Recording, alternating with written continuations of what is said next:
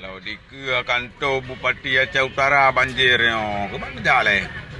Kau nak jawab pentas acara maulid mbak dan lalu beli yo. Ya tak berani yo. Mana jalan yo? Oh.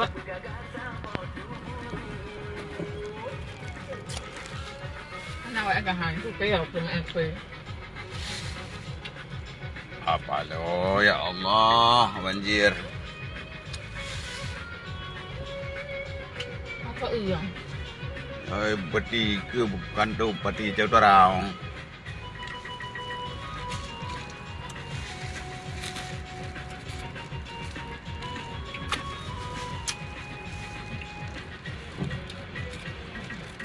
Tahu nyai jaran no, orang ada jaran.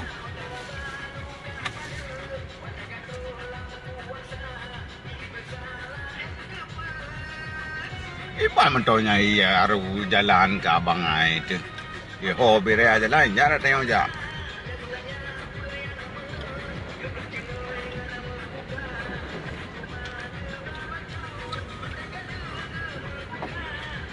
Ke kantor Bupati Aceh Utara.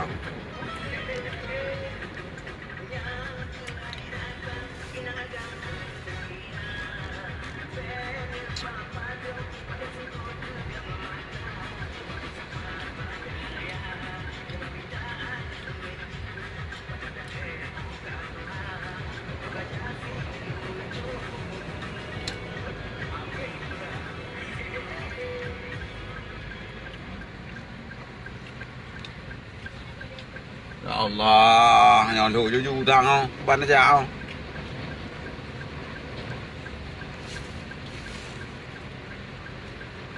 Kejuan. Ini mana ni? Duk je dulu ya. Ada kedai nak lu ah. Nak lu kedai lu. Apa lu? Halo udah lah.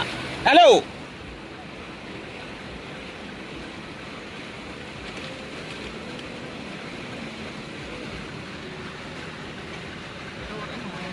Tak nak wong.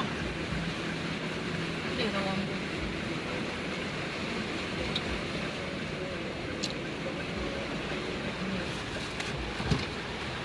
Ai lepas ke ni? Lepas.